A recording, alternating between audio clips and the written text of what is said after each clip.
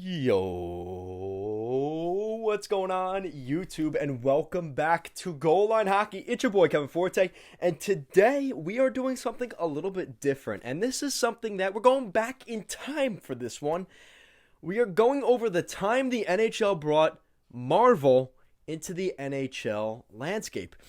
Now, this was something that nobody was really like. I watched hockey at this time, and I don't even remember this. That is how much it just flat out just failed. And I have to show you guys this article. This is from all the way back from 2011. And this is the press release from the NHL. If you haven't heard the news already, the NHL is going into the comic book business, sort of. Here's the official word from the press release, and this is from the NHL. Spawned from the mind of comic book legend Stan Lee, the Guardian Project tells the unique story of a boy who has the ability to transform his imaginary best friends into superheroes. What the hell? Mike Mason is the leader of the 30 Guardians. That shows you where the NHL was at. This was before Vegas and Seattle. The greatest team of superheroes ever assembled. Now, you could take the guess here. Those 30 Guardians were the 30 NHL teams. And, man, they knocked this thing out of the park. You guys have to see how creative some of these names are. So this is from US Today. Has a bit more information about the project. The superheroes are designed to appeal to the NHL's fan base, but also to the younger set, perhaps cultivating new fans.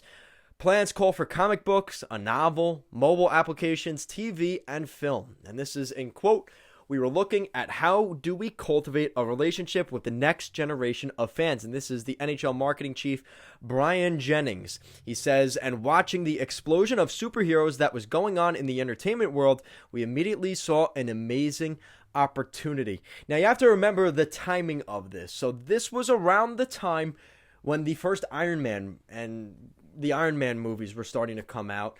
So the late 2000s, early 2010s, right around that frame was when the NHL kind of implemented this. So this gets better. I want to tell you guys the best part of this at some point. In order to unveil these new creations, they are conducting fan voting on the Facebook page, and so far they've had over 800,000 votes.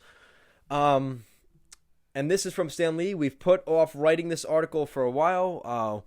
So this is where we're gonna get to the good stuff. So let's find it. The NHL's The Guardian. So I just want to show you guys the names of these characters because it's something. So the Maple Leafs. His name, the Maple Leaf. The Canadians, the Canadian.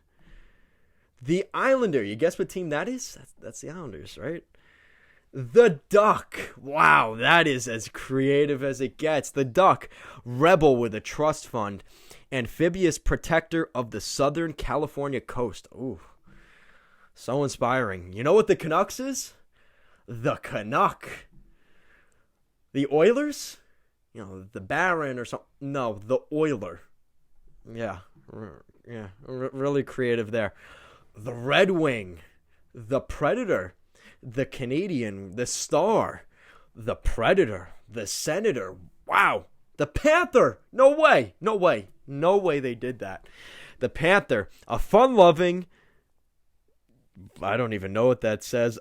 You know, no kid is going to know what fun-loving denizen. What the heck does that mean? No kid is going to even know what that says. A fun-loving denizen of the Florida Everglades controls the element of shadow and dark matter. Ooh. Very, very, very creative there, NHL. Oh, you'll never believe this one, guys. The Ranger. Futuristic Manhattan crime fighter. We already have Spider-Man. We don't need you, brah. An innovative machinist, he controls a variety of destructive weapons. So it's basically Iron Man with a Ranger jersey on and Captain America with the New York Rangers shield. Okay, and he's riding what looks like a motorcycle with a tire on the bottom. Guys, yeah, you could see why this failed. The Red Wing, an automotive empath of the Motor City, all the power of a Formula One racer and a fighter jet. Ooh, that's scary. The Blue Jacket. The Blue Jackets. The Blue Jacket. The Blue. That's for the St. Louis Blues, of course. A master musician controls the element of sound, using it for mind control. Interdimensional teleportation expert. Okay, you guys will never believe this. The Jet. And that's for the Blue Jackets, right? Yeah, no. Who am I kidding? It's the Jets. The Lightning. I mean, could they have gotten any less creative? Like, literally, they didn't try for this. And I am not trying to be, like, make this a hate video, but you could see how this failed, right? Now, this did appear in one NHL All-Star game in Carolina. I think it was 2013 or 14. And they tried implementing it in, like, the pre-show and the intermissions, and it didn't stick. And all this stuff about all this comic book stuff and these mobile apps and everything else, it all got canceled. It all fell through. The marketing team, I mean, you look at these mascots. I mean, it's so uninspiring. It's almost more like how much more could you hate the Lightning?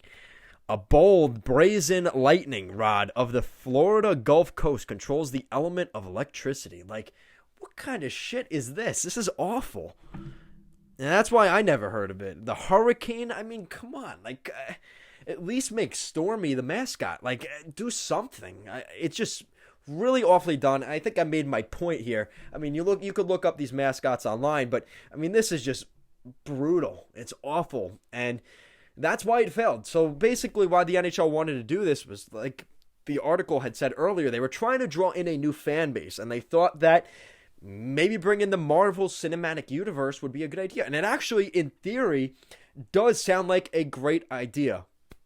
It's just, who's the masterminds of making these characters? Because, I mean, you look at it, I mean, they're all buff, lightning rod, I don't even know what they are, mutants, and it doesn't really make much sense. You could have thrown me as one of the mascots. I mean, really, I'm not a fan of this. And if anything, I look at these mascots and I think, honestly, I kind of hate them more than, who's the villain? Like, is there a villain for me to cheer on? Because honestly, like, I'd rather him kick all their ass, because these guys suck. And, so that's it, guys. I just figured I'd show that with you. The Guardian Project, and if you look it up, you could probably find more information on it. But this was something that the NHL was hoping to make some sales, maybe off the characters, off comic books. And like I said, it's innovative. It's definitely something we had not really. The NHL doesn't try stuff like that, and I think the NHL did something really interesting with this. The idea of it, the premise of it, the motivation behind it is great.